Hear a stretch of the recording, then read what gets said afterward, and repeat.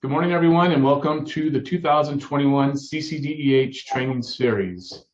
My name is Jeff Lamore, and I'm the current president of CCDEH. The training series was developed by CCDEH Professional Development Committee to make up for the cancellation of this year's CEHA conference.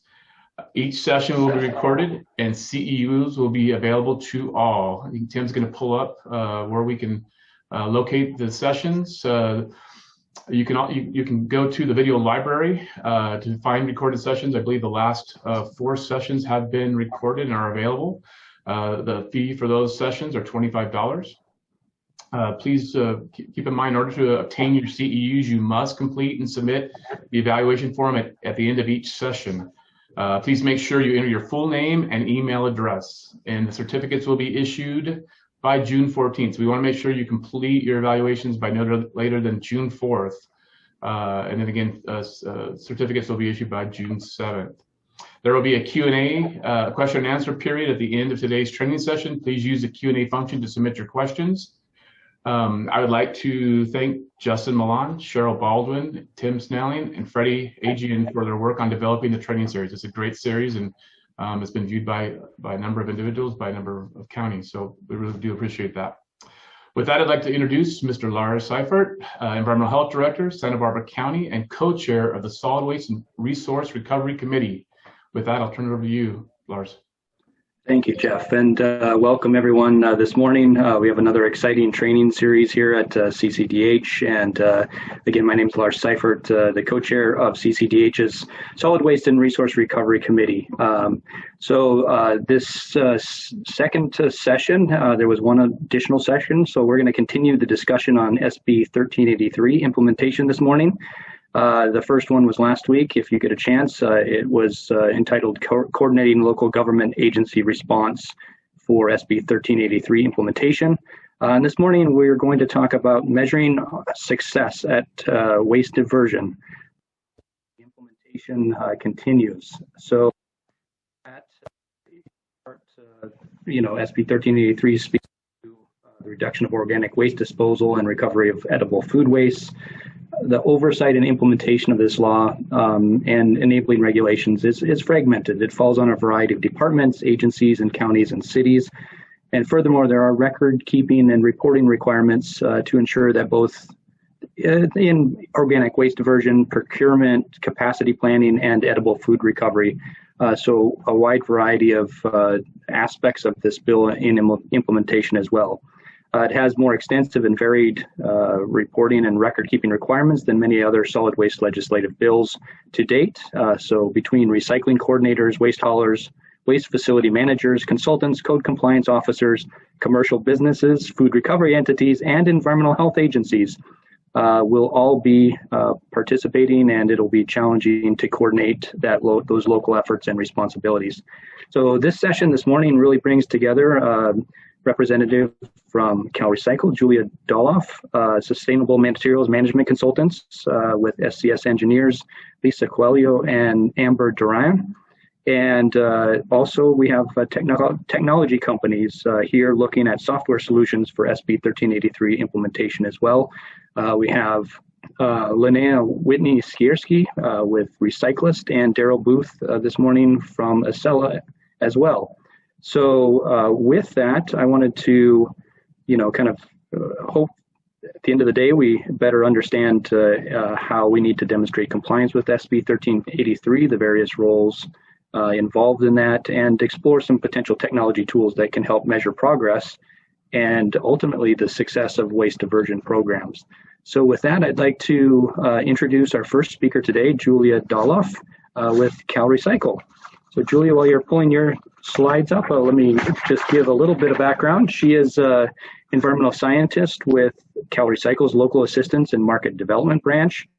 And Julia assists jurisdictions in the Bay Area with implementation and mandated solid waste and recycling programs. She's been working on SB 1383 implementation since her time as an analyst in the Legislative Affairs Office. And so she's been with CalRecycle since 2014 as an executive, when she started as an executive fellow. And welcome, Julia, to kick things off this morning for us. Thank you so much, Lars, and good morning, and thank you all for having me today. So as Lars mentioned, today I'm going to provide a high-level overview of the SB 1383 regulatory requirements, and then go into a bit more detail about the reporting and the record-keeping requirements. So why is SB 1383 important? Well, organic waste comprises over half of California's disposed waste stream, which contributes to methane emissions from landfills. Food waste alone comprises 13% of the state's disposed waste stream at a time when 1 in 5 children in California go hungry. Beginning on January 1st of 2022, jurisdictions must have their programs in place, and CalRecycle can begin enforcement actions on jurisdictions and other entities. In 2024, jurisdictions will be required to take enforcement action against non-compliant entities. This slide provides an overview of the program requirements that jurisdictions will be required to adequately staff and resource.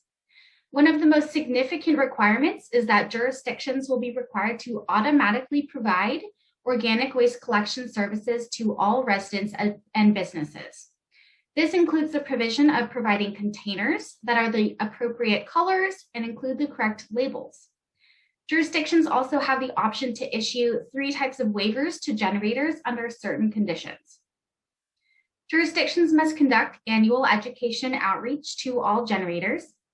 This includes providing information regarding programs for the donation of edible food, and educational materials must be linguistically accessible. Jurisdictions must procure certain levels of recovered organic waste products. These include compost, mulch, renewable gas, and electricity from biomass conversion. Each jurisdiction will have a minimum procurement target linked to its population. And CalRecycle recently published a calculator tool for jurisdictions to use to calculate progress towards meeting their target. There's also a requirement to purchase recycled content paper and paper products if the price and performance is comparable to virgin materials.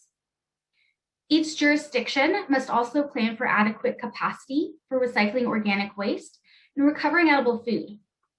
Each county will lead this effort by coordinating with cities, special districts that provide solid waste collection services, and regional agencies located within the county. CalRecycle will soon be publishing organic waste recycling and the edible food recovery calculator tools to help jurisdictions with these capacity planning requirements. We are also developing a survey tool that jurisdictions may use to gather information from food recovery organizations and services regarding their capacity. As you may have heard at a previous session last week, jurisdictions are responsible to implement edible food recovery programs in their communities. And this includes providing education and outreach, assessing capacity, and conducting inspections of Tier 1 and Tier 2 commercial edible food generators. This slide shows who falls within the definition of a commercial edible food generator and will be required to recover the maximum amount of edible food that would otherwise be disposed. Jurisdictions must monitor compliance and conduct enforcement. By January 1, 2022, jurisdictions are required to have an enforcement mechanism or ordinance in place.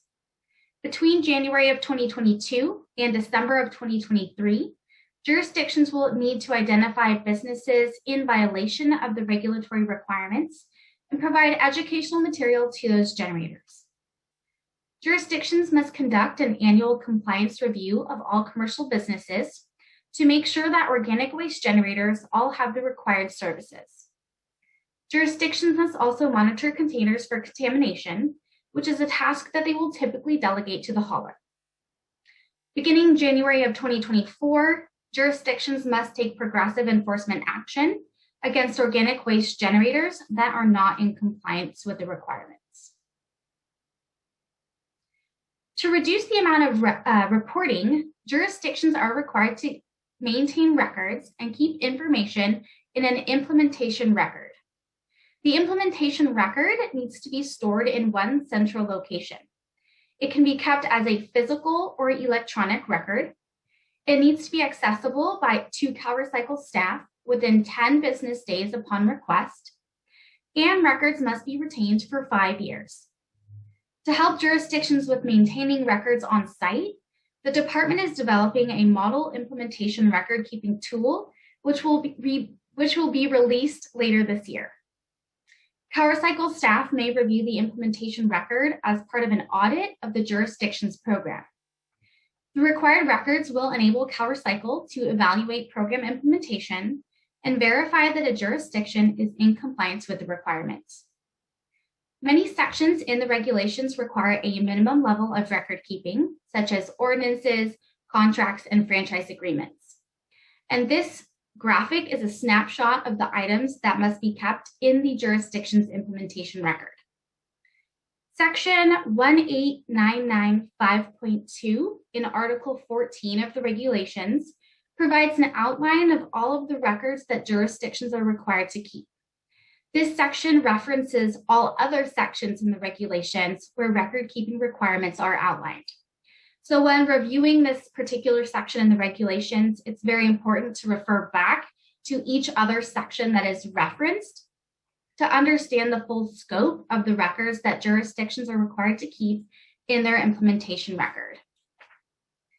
In addition to record keeping, each jurisdiction is required to report to the department annually on its implementation and compliance with the requirements of SB 1383. The reporting requirements are outlined in Article 13 of the regulations.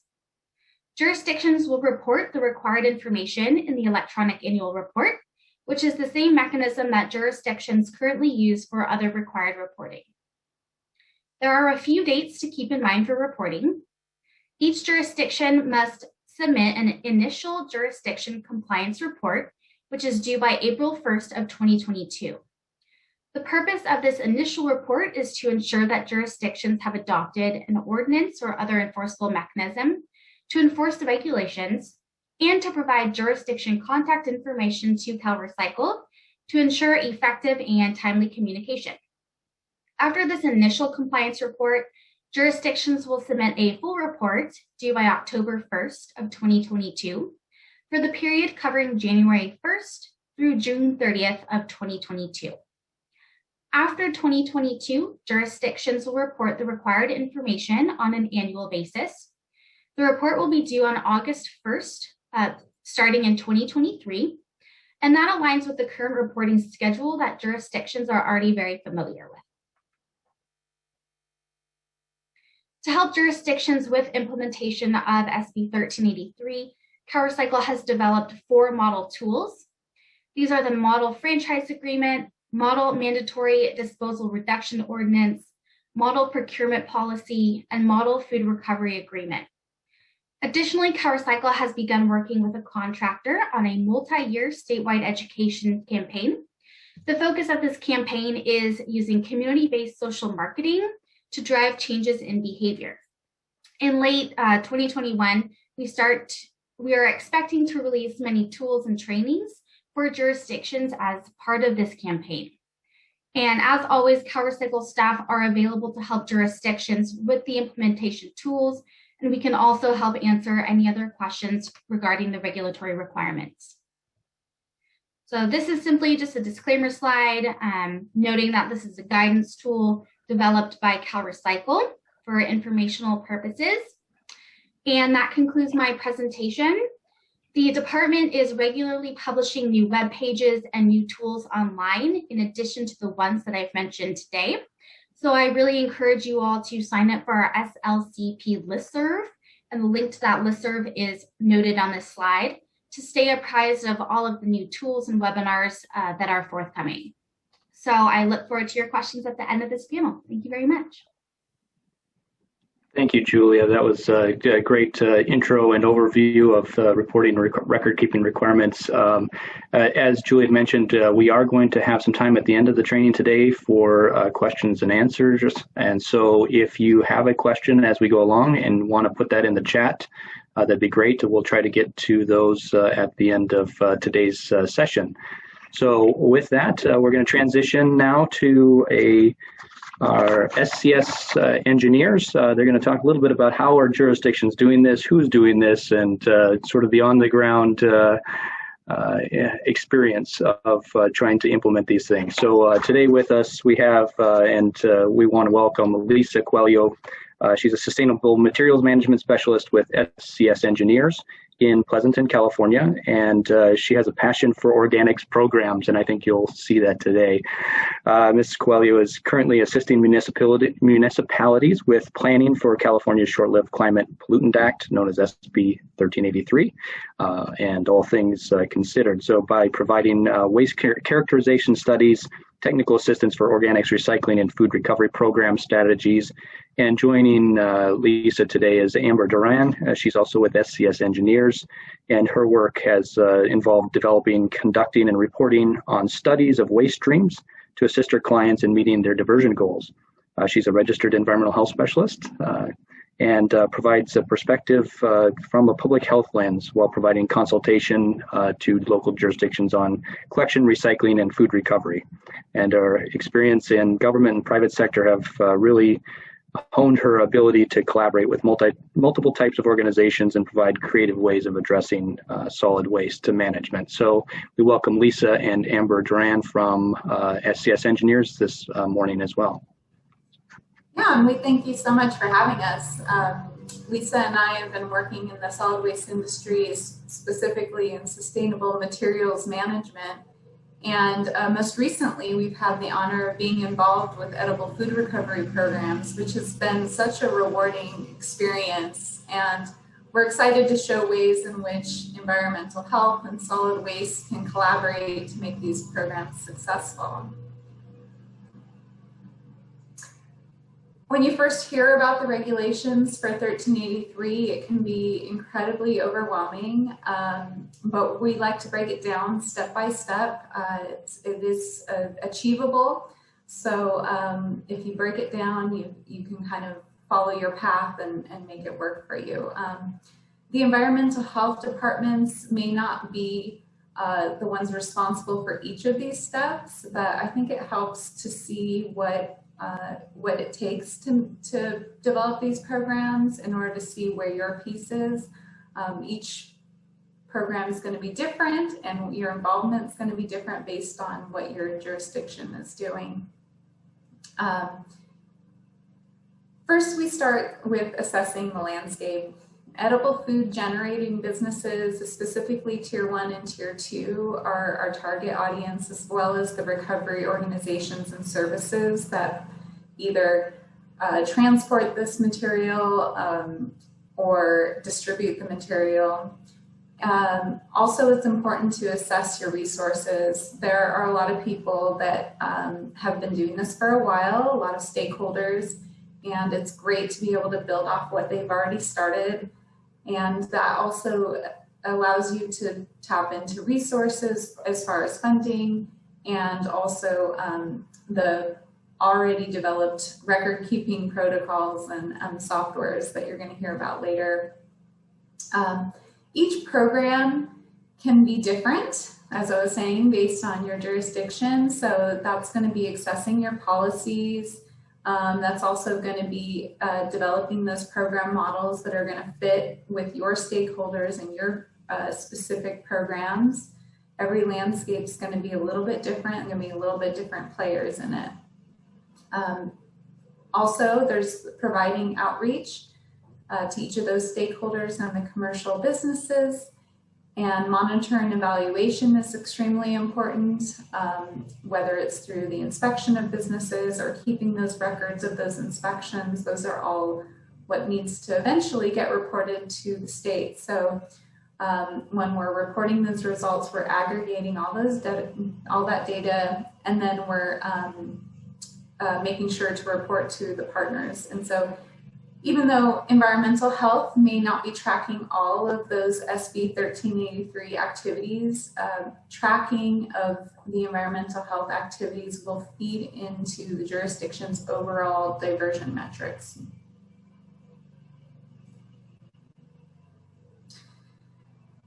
And so a solid waste program staff is tasked with identifying those Tier 1 and Tier 2 edible food generators that Julia had touched on in her presentation.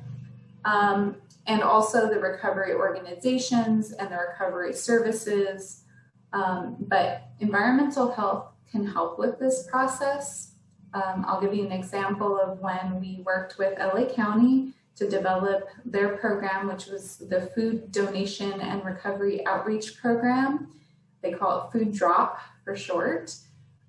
We started by receiving a list from the Environmental Health Department of who they identified as being part of that Tier 1 and Tier 2 generator threshold.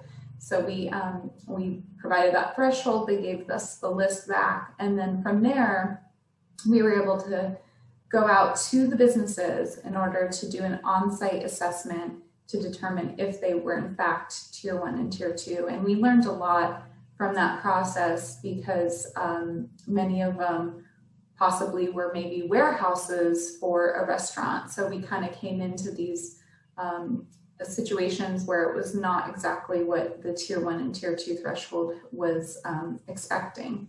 So from there, we were able to further vet that list and make sure that we were clearly identifying who was Tier 1 and Tier 2. But because that program's goal was to be able to capture as much surplus food as possible, we didn't stop with the Tier 1 and the Tier 2, but we made sure to track that. But we also went to smaller businesses that didn't meet that threshold in order to be able to provide that outreach and assistance. We served as basically a matchmaker, first by getting to know those edible food organizations very well, and then being able to match the Tier 1 and Tier 2 generators, or the generators and the people that had surplus food to the proper location that could be able to distribute that food.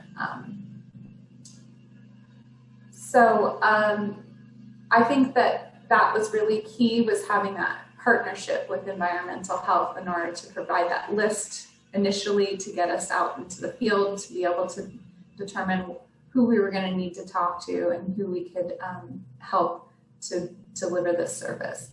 I think also what was extremely important was the collaboration in developing our outreach materials with environmental health, because they were able to provide that information about food safety that solid waste doesn't have. So it was really imperative to have environmental health on our side there. And like I was saying, environmental health has that knowledge that solid waste doesn't have. And so when you're going out and out into the field, it's important to know about this edible food recovery program so that you can inform the food service providers on what they can be expecting and how to handle that food in the end. Because I think it's really what we can all agree on probably is that the best use of this surplus food is to be capturing it and redistributing it to people and providing that to people, because we all know that there are still hungry people in the United States and we need to make sure that they're fed. So upholding that integrity of environmental health and of food safety is extremely important when it comes to recovering food. We have to remember that oftentimes the people that are receiving this food are those that are the most vulnerable. They are often the elderly and they're very young, and can also be people that have chronic illnesses. So we want to make sure that they are receiving wholesome and quality food, and it's being cared for in the way that any food would be cared for before it is served to people. And so I think that's where it's really important, and we recommend that new staff be oriented into food recovery and that CEUs are offered to REHSs in order to get them aware that these programs are happening and how to speak to the food service providers about it, because you are very much a trusted advisor when it comes to health and safety, And so it's important to know that this is happening and that solid waste is lacking in that knowledge and that ability to be able to talk to the food service providers about it. Administrative staff will also be involved in being able to help us to pull those lists together for the tier 1 and tier 2. And so I think it's important for everyone in the department to be aware of what's happening. When it's available, processes can be slightly tweaked in order to be able to capture this information and provide accurate data. It's possible to do this through the permit system or through possibly inspections. And so that if that's something that's available for you, I think it's a good use of your time to sit and think about how your processes can be slightly modified for this. Recyclist and Accela will talk about ways you can use their platforms to collaborate with your current systems and achieve that goal as well. And should you need funding in order to track and report this information, there is funding available through cap and trade grants, either the composting grant or the food recovery and prevention grant. So just know that those things are available to you. And I think together we can kind of figure out ways to make this work. There's a difference in the I think where it starts is when we're making these programs work, we need to recognize there's a difference in the type of food that's going to be collected from the tier 1 and the tier 2 generators. Tier 1 generators being supermarkets, large food distributors, their surplus food is usually going to be more in line with non-perishable, shelf-stable foods. And so that means that the food recovery organizations are going to be slightly different based on what kind of foods are going to be captured.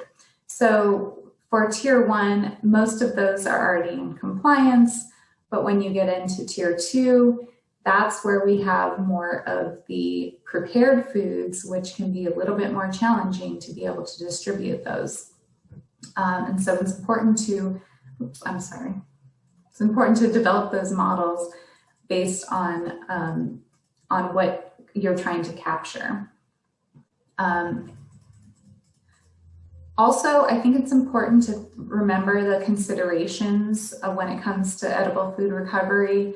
For instance, all of that edible food must meet Cal Code requirements. So it's no different than when you're serving customers. If it's not edible food, it's not donatable, that's not the same thing. The type of food can be, like I said, different labeling if it needs to be processed immediately. And basically the general rule is if you wouldn't serve it or sell it, you shouldn't be donating it. So like I was saying, this is a collaboration.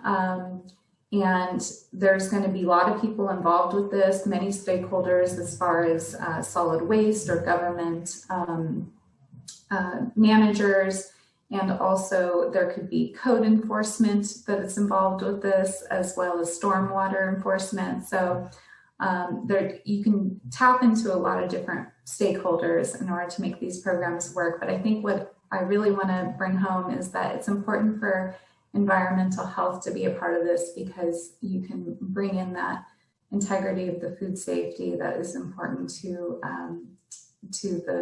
the people that are receiving the food in the end. Now I'm going to pass it over to Lisa.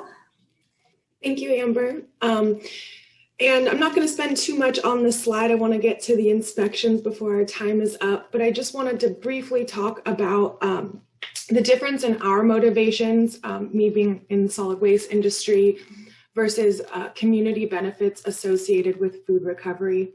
So in Central Contra Costa County, they did a research study with edible food generators to figure out what motivates them and what benefits they associate with an edible food donation program.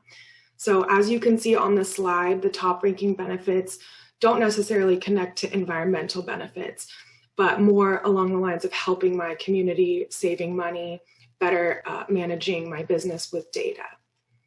And Amber, next slide. So the question really is, although you're not required to, are you able to assist with any of the following outreach activities?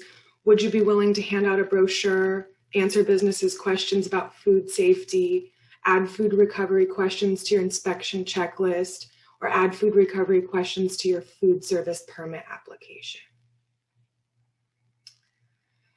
And as I mentioned, inspections, yes, there is a requirement to monitor and evaluate these programs. Of course, we want to know how we're doing and how we're achieving these diversion goals. So one way that would be extremely helpful to these programs is if you're able to verify two main things during your inspections of businesses.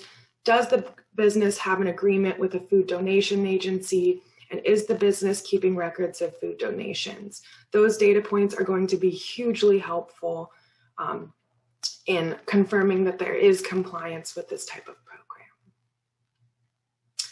And last but not least, the wonderful records and reporting. As you've heard, the record keeping is pretty extensive with 1383. They're looking for copies of everything, proof of everything that was done. And so the main question really is, you probably already have internal tracking processes. What are those? How and where are your records kept? What do those data outputs look like? And how can they be fed into a greater state report on diversion? So the final question I will leave you with is, who in your agency might be able to participate in a conversation with other stakeholders about streamlining record keeping and reporting? Again, any help that environmental health can offer would be warmly welcome. So thank you very much. Thank you, Amber and Lisa. I appreciate the sort of the on the ground insight into making this happen, and what that information is critical to provide, and what would be useful for environmental health agencies as well. So at this point in time, I wanted to then switch gears just slightly. We're going to have Linnea Whitney Skierski join us. She is with Recyclist, a software company, and she's the Director of Business Development for that Recyclist product. They are creators of a cloud-based solution that makes solid waste program management easy. So perfect, all right. An advocate for improving local government programs, Linnea brings knowledge and passion around sustainability, social and work efficiency issues. And her nonprofit background also allows her to approach her work in sales and business with a unique philanthropic perspective. When she's not repairing and upcycling things, she does volunteer with industry nonprofits like Women in Solid Waste and Recycling to improve their business strategies and reach. So her personal mission and work product have merged, and I think that you'll see her passion for what she's doing and what she brings to the table through that. So thank you and welcome, Linnea. Great, thank you so much, Lars. Yeah, so like you said, I work for Recyclist, and today I'll be presenting on how data collaboration for SB 1383 can help with measuring success with it as well. So like he said, my name is Linnea, and I'm the Director of Business Development for Recyclist. And we are trying to do so much more. We build simple, elegant technology solutions to complex environmental challenges, primarily right now in the solid waste and recycling industry. A good way to describe us for you all is we're kind of like the Envision Connect, the Accela of solid waste and recycling. So we help facilitate outreach and data tracking and keeping everything organized within a program for our customers. So here's a list of some of the jurisdictions we work with. As you can see, we work up and down the entire state of California. We work with jurisdictions of all different shapes and sizes.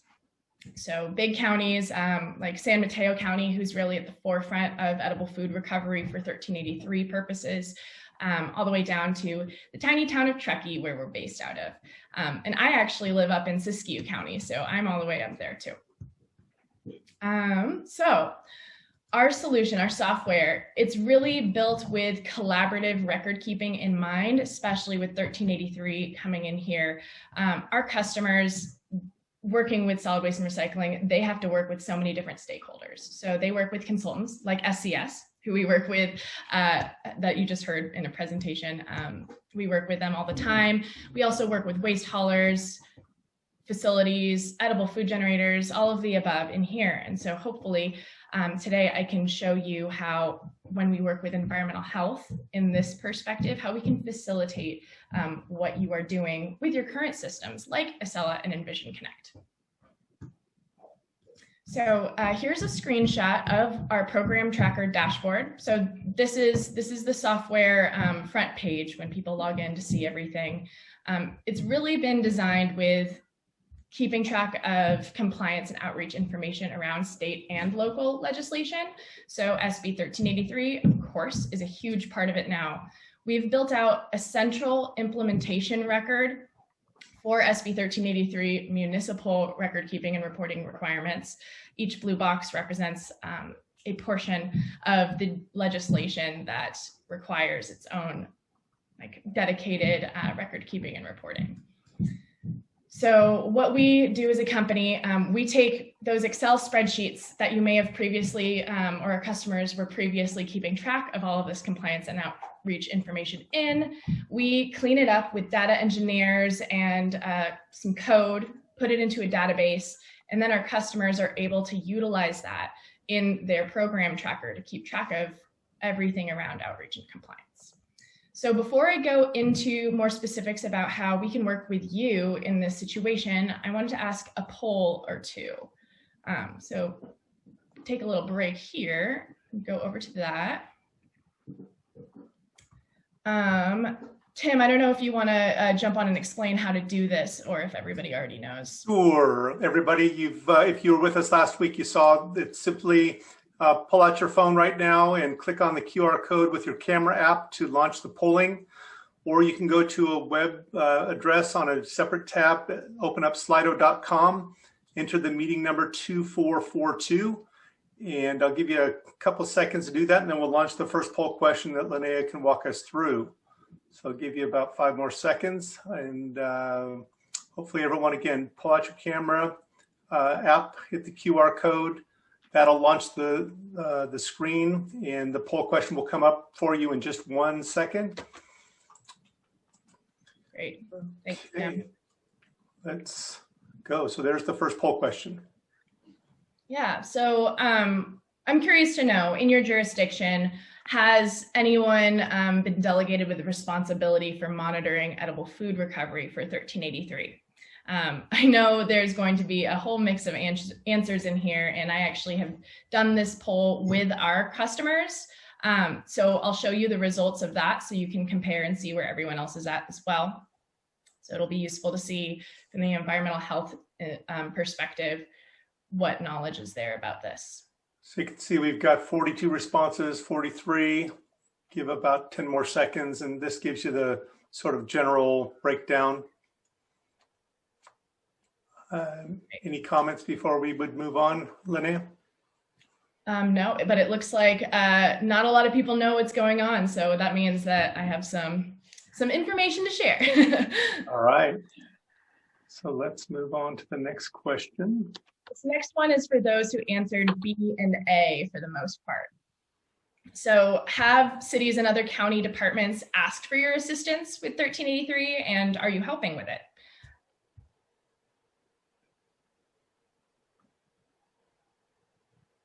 Right, it's pretty equal on either yes and yes you're helping, or no and no you're not helping, which makes sense. You'll find as I explain how our software works and how we work with our customers, how even if you're not responsible for keeping track of all of this, there are several ways that you can help that are super easy to implement and won't require much extra work on your part. Okay, so you ready to get the video back? Yes. All right. So thank you for that. Welcome. Useful information to know here. Okay, so here are the results from our customer survey earlier this year. So we surveyed them on all different kinds of responsibilities around 1383. The blue column is what pertains to you all around edible food recovery. So in our results, it was pretty equally split amongst the county being responsible for edible food recovery, and those results reflect the county managing it for their entire county, including the incorporated jurisdictions, and then pretty evenly split with cities and individual jurisdictions handling it on their own. So now I'll go into if we're to help facilitate you either helping your county solid waste programs or all of the solid waste programs within your county, what could you help out with? And these are pretty simple, I think you'll find. So the three biggest things from our experience in working with our customers managing this are they need help identifying the edible food generators to begin with, identifying food recovery entities, and finding out who's recovering food at all. So for that first one, for finding out who the edible food generators are, a lot of them have this information already from their waste haulers data, which we normally process for our customers. But any information from your food safety permits or anything else you have on file from inspections is also really beneficial to help them figure out who are the actual edible food generators and maybe which tier they fall into, as you heard CalRecycle talk about earlier.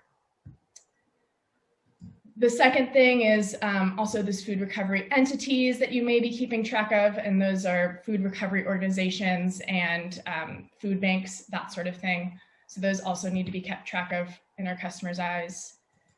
And the last thing, assisting with edible food generator data collection. And Lisa and Amber went a little bit into this on the last presentation, but I'll show you from our customers' perspective how they are actually managing that. So this is a screenshot of a piece of our software where the customers log all information about an edible food generator, or like a restaurant, hotel, anybody who's generating edible food and has to be regulated. So this first section, food generator type and the tier. So the food generator type, I know many county health departments keep track of the amount of seats or general size of the businesses that generate edible food. And so if that's already in your data, then a simple export of the report that has that information, if they're going to our customers at least, would come to us at Recyclist. We'd clean it up, import it into their system, piece of cake, and be able to calculate tier 1 and tier 2. There's many other sources of data that can contribute to this, as you heard before, but we found that this is actually one of the more successful methods. The second piece is finding out if that edible food generator is recovering food as they're required to. So for you, it's just two check boxes really that are the requirements, finding out, are they recovering all the food? Some of it, none. And then do they have a contract in place? And so that requirement is actually a little bit interesting because it's just required that you verify that they have a contract. There's no requirement that you actually hold that contract on file. However, we do have a lot of interest in actually keeping that on file after you've already verified it. So be prepared that that might be a request as well from some of your neighboring jurisdictions or your other county departments. So how to incorporate this data collection into your own program.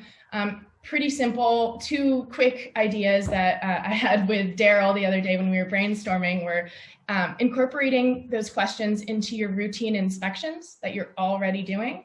And then maybe incorporate some of those questions in the actual food safety permit application. So what's good is that as far as I know, neither of those pieces of data, those questions you would be including, actually are contingent like for somebody to get their permit or pass inspection. So it should be pretty easy to incorporate that for that reason. And then of course, once we get all of the data from that, that's all required into our customers' systems, It allows them to have increased internal transparency, be able to keep track of education and outreach, monitor compliance, and increase compliance as a result. So last little piece before it gets handed off to Accela, who is best to work with edible food? So although this is not something that you necessarily have a huge part of, you are the experts with edible food recovery and safety. And so why make a different department do it if you're already the best at it? So we love our customers. They're awesome at what they do, but this is not their forte. And these requirements and this monitoring, it's happening one way or another. So why not have it be the most experienced people?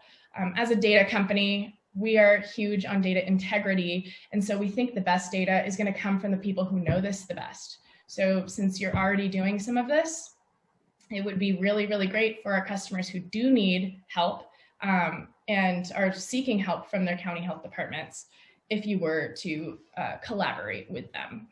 And so with that, I like to finish up on this last little note.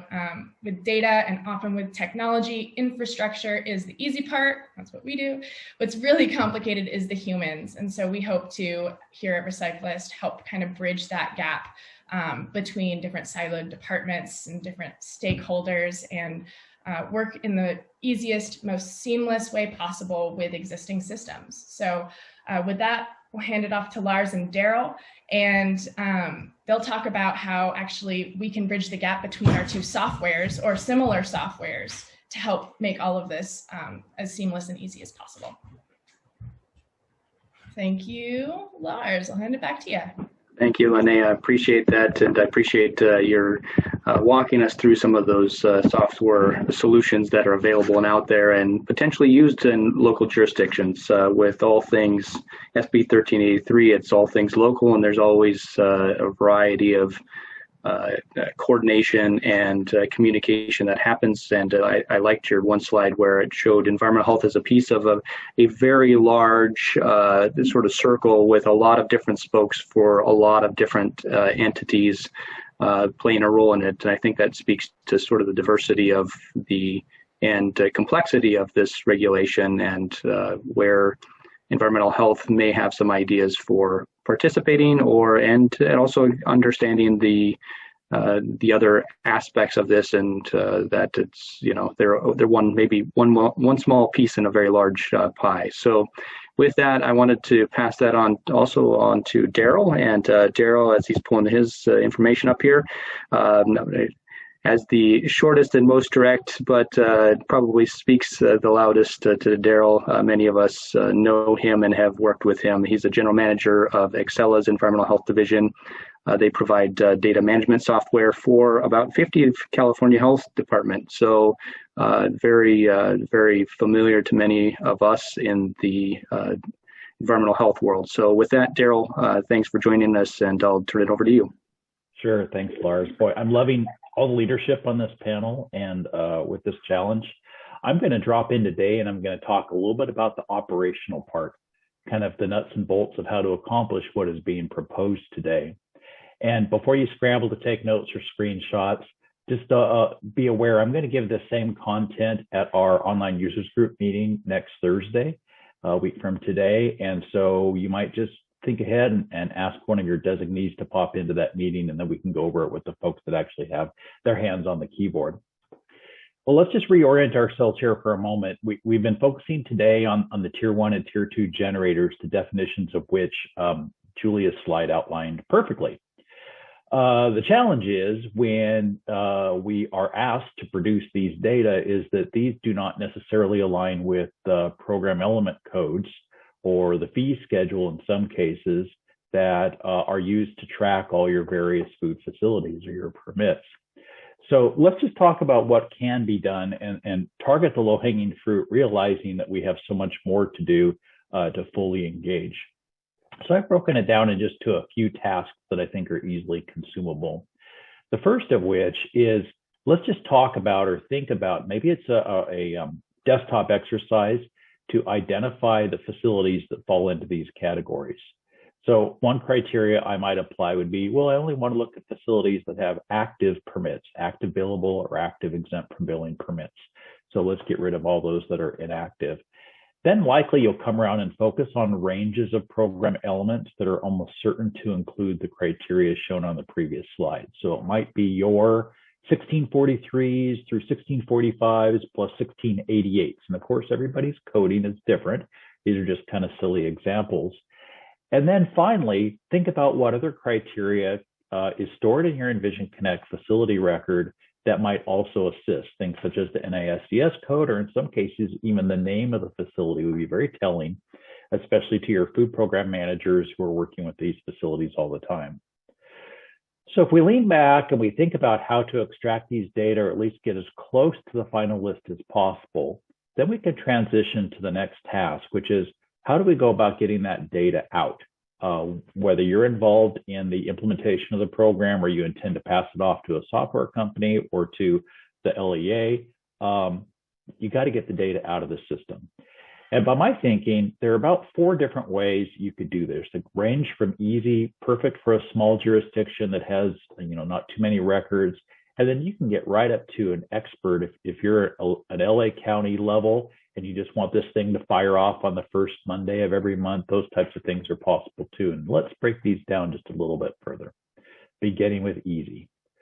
One of the screens in Envision Connect with which your staff are familiar is called the General Program Dispatch Center. And there's a record here for every permitted activity that you oversee. There's the program element right in the center. And so we can, in this screen, go ahead and define criteria. A little tricky to see, but here are some program elements I selected just for fun. And here I've asked only for active status.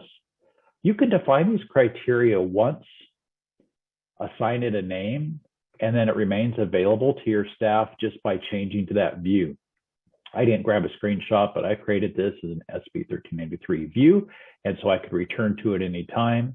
And as the callout explains, it's very easy to pull these data out to a comma-separated value file, perfect for importing into Excel. One caveat about this approach is that in some jurisdictions, there is a limit to this report of 5,000 entries or 5,000 rows. So if you're among the jurisdictions, you're certain you have more than 5,000 likely targets. This may not be the solution for you, but we'll move on to a couple of the solutions that will almost certainly fit. So the one that I defined as being moderate complexity are several existing Envision Connect reports. And I know from working with you and your staff over many years, you almost certainly have even more reports beyond what I'm about to highlight. This is one of the built-in reports. As I recall, it's 005 or 006, but its title is, just the listing of general health programs sorted variously. And there's a range there for program element. And for each program element, you can see that the items are grouped here. Here are your active programs. Here's the facility ID and name, owner information, although that's not as relevant. And then the program information, the last time a service was performed, in this case, a routine inspection, and when the next service is scheduled. Very easy to run this report, even if you have to run it multiple times for different ranges of program elements. You can still do that, shoot it out to Excel, and then combine those data in Excel. Very moderate, low level of investment. And if you have a report writer on staff, they could even probably take it a step further. So let me jump now into the more advanced approach. If your criteria were particularly complex or your numbers particularly high, or this is just the tool of choice for your admin, there are techniques by which you can just write out a command. And I know this looks like gobbledygook to us, but to somebody else, this is their love language. They know how to write this up.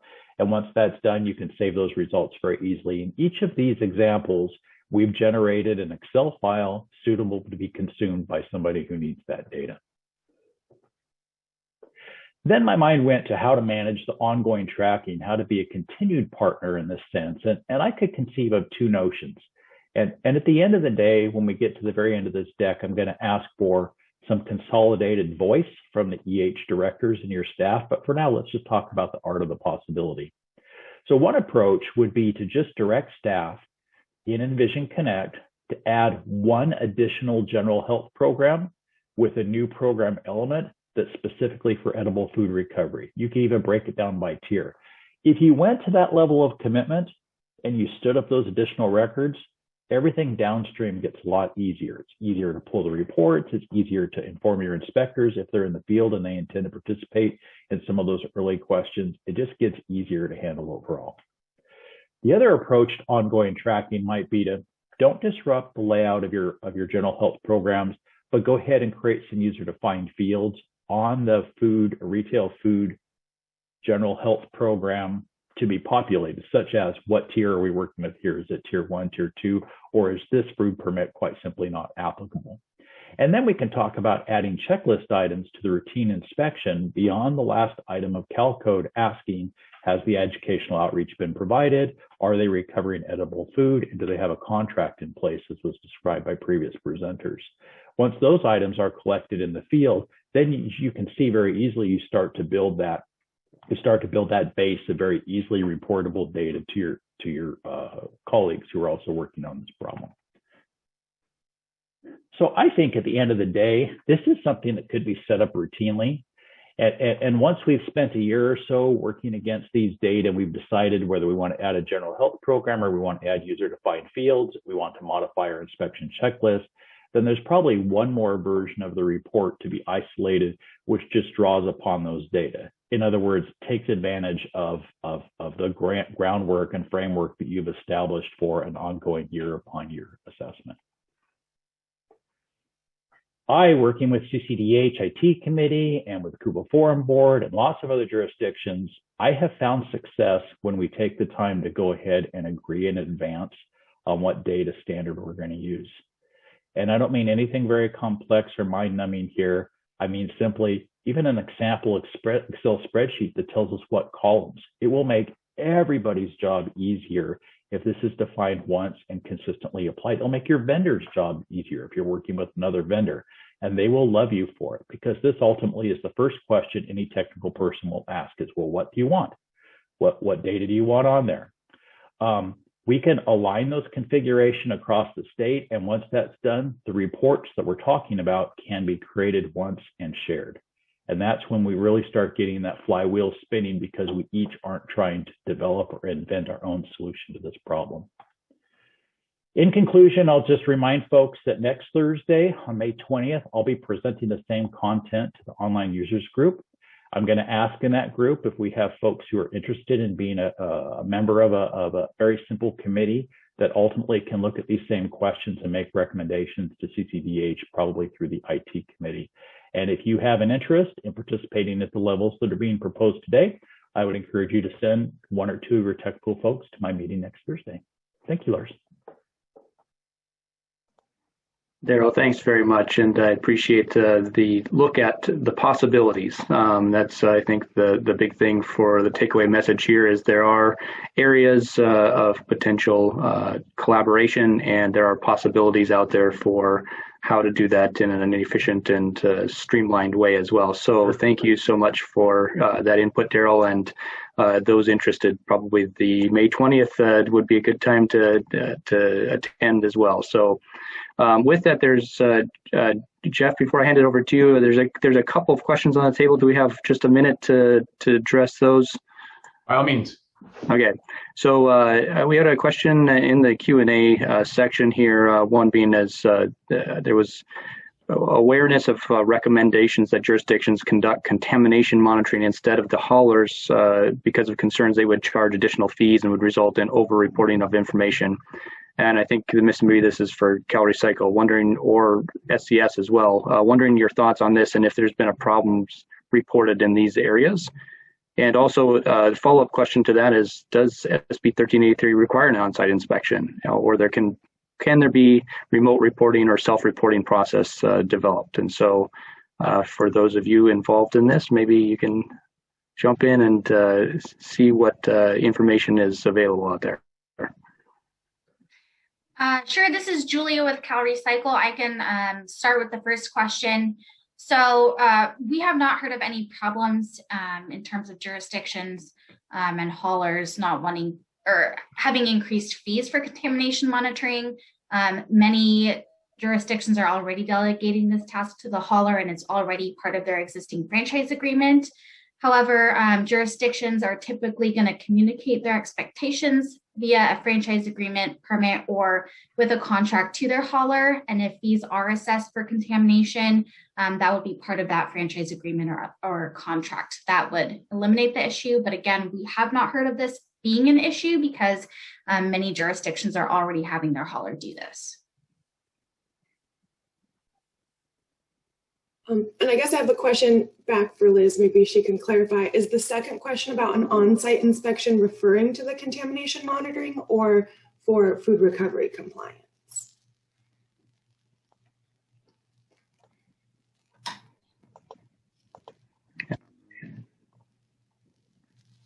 Food recovery compliance. Thanks, Liz.